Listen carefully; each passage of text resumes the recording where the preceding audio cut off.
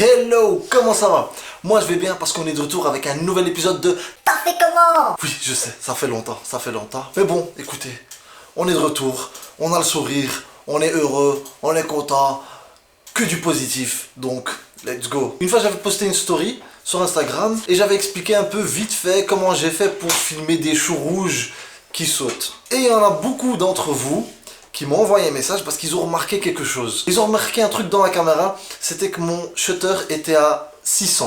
Le truc c'est que logiquement, on met pas notre shutter à 600 quand on va filmer, bien sûr. Et c'est la remarque qu'ils m'ont fait. Mais le truc c'est qu'il faut pas toujours respecter les règles. Si maintenant je filme avec 24 fps et automatiquement mon shutter doit être le double de mon fps, donc ça veut dire 50, ben ok, ça c'est pour avoir une image cinématique. Mais si maintenant on veut quelque chose de bien spécifique, alors il faut aller chercher plus loin. Il faut réfléchir autrement. Je veux pas que mon image soit cinématique parce que je veux autre chose. Je veux pas qu'il y ait de flou de mouvement, etc., etc. Donc, on va voir ça ensemble. Je vais vous montrer quelques exemples pour que vous compreniez mieux pourquoi j'ai mis mon shutter à 600. Oh, t'as fait comment? Ça fait comment? Ça fait comment? T'as fait comment? Donc voilà, ici on est dans mon salon. Je vais vous montrer plusieurs exemples comment utiliser son shutter parce que savoir utiliser son shutter c'est hyper important.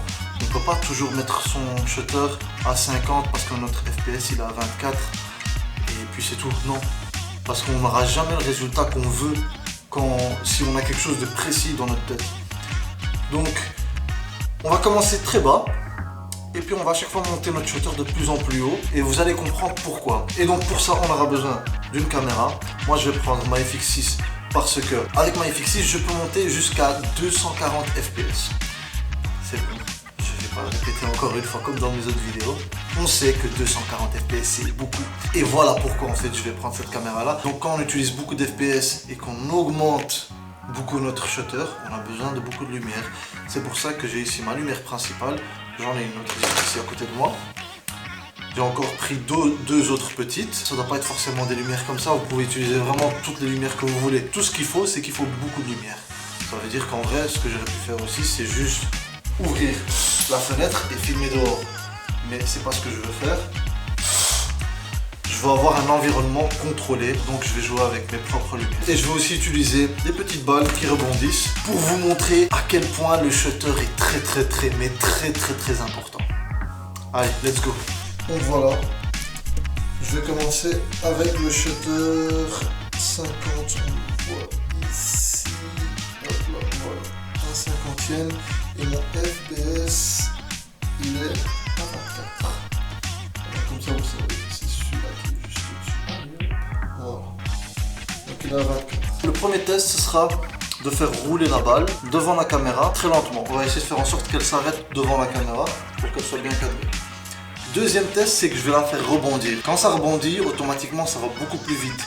Et là il y aura beaucoup plus de flou de mouvement. Quand on utilise un FPS de 24 et qu'on met notre shutter à 1/50, automatiquement on a du flou de mouvement.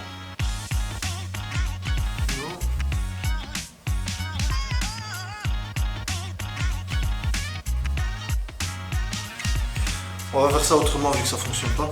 Je vais souffler et puis je vais inverser la vidéo.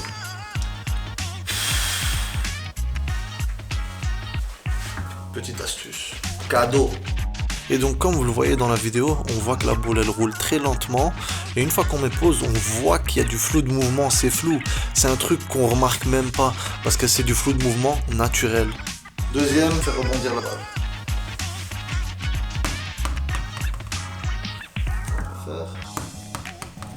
Encore une fois. Par contre, quand on fait bouger quelque chose beaucoup plus rapidement avec un shutter de 1/50, on voit directement que c'est beaucoup plus flou parce que le shutter n'est pas adapté à la situation. Alors maintenant, ce que je vais faire, c'est que mes paramètres, je vais les changer et je vais filmer en ralenti. Donc, à la place de 24 fps, je vais filmer en 60 fps. Voilà, ça c'est fait. Ouais, ce qui est bizarre avec cette caméra là, c'est que quand je change les FPS, elle s'éteint et elle se rallume. C'est un peu bizarre, mais bon, voilà. Quand je mets mon FPS en 60, alors automatiquement mon shutter doit aussi changer. Et on va le mettre à 120 parce qu'il doit être au double. Donc le shutter à 120. Voilà. Maintenant, il faut juste que je réexpose bien ma scène et puis let's go. Là, je viens de réexposer ma scène. Il ne faut pas rajouter plus de lumière. Donc parfait, let's go. On va faire ça avec une autre balle. Et cette fois-ci, je vais les laisser retomber deux fois. La première fois, je vais filmer avec le shutter 120. La deuxième fois, je vais augmenter le shutter et vous allez pouvoir voir la différence.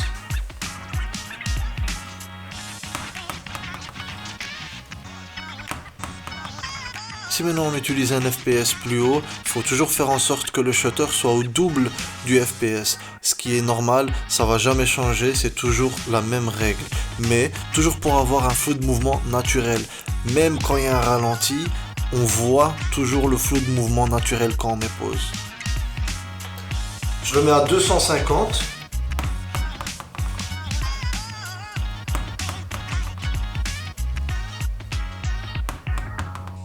Et donc dans cette vidéo là on voit vraiment la différence. Vu qu'on a augmenté le shutter, automatiquement la balle devient un peu plus nette. Il y aura toujours du flou de mouvement mais très léger. On voit déjà beaucoup plus de détails dans la balle quand on met pause. J'ai envie d'essayer un autre truc parce que les gens ne comprennent toujours pas pourquoi on ne reste pas sur les 1/50e. Et là c'est ce que je vais faire. Et vous allez directement comprendre pourquoi.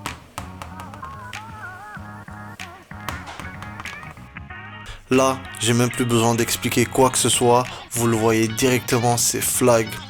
Quand on a envie de filmer en ralenti, on essaye d'avoir notre shutter toujours au-delà des doubles du FPS pour avoir un résultat plus professionnel.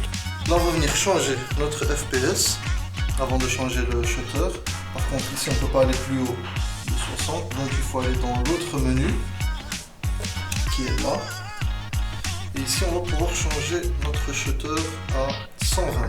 Automatiquement, notre shutter, il doit être le double. Ça veut dire 250. Et on va venir ici, dans le shutter. Changer, désolé si je capte pas bien. On va le mettre à 250. Voilà. Donc là, maintenant, je vais refaire le même test. Je vais le laisser tomber et vous allez voir la différence.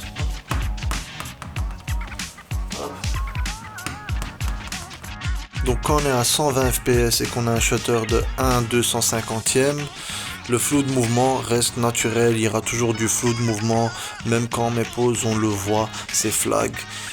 Mais voilà, c'est un flou de mouvement naturel, ça c'est quand on respecte les règles. Cette fois-ci, je vais encore augmenter mon shutter.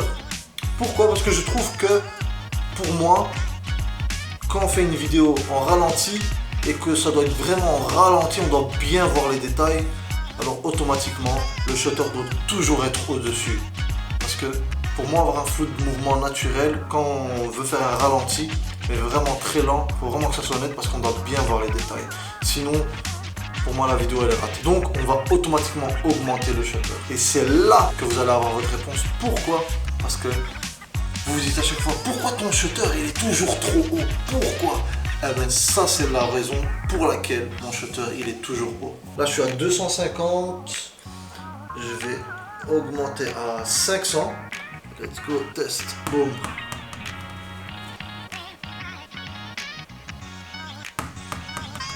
Là encore une fois la vidéo parle d'elle-même.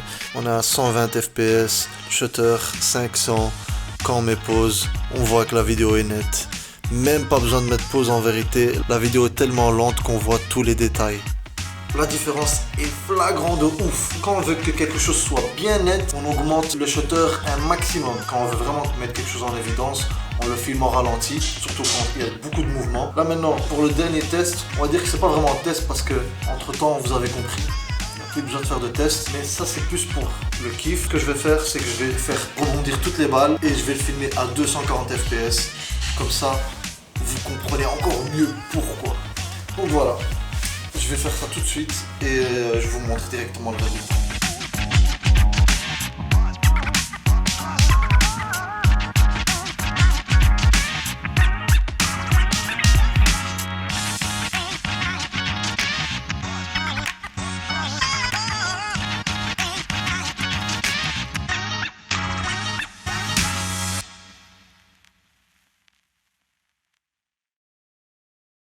J'espère que vous avez kiffé ce bonus là.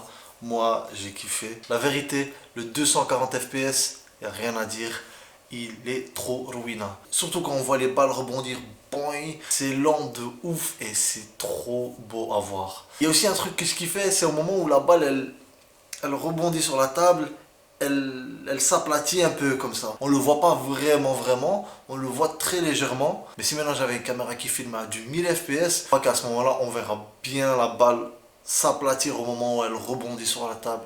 Mais bon, ça serait pour dans le futur peut-être. Mais pour le moment, je suis super content avec mes 240 fps parce que c'est un truc de malade. Bon, je vais pas continuer à vous casser la tête avec les 240 fps. Donc voilà, on est arrivé à la fin de la vidéo. J'espère que vous avez kiffé cette vidéo là et que vous avez appris quelque chose de nouveau. Moi en tout cas, j'ai kiffé la faire comme d'habitude. Et on se retrouve à la prochaine vidéo.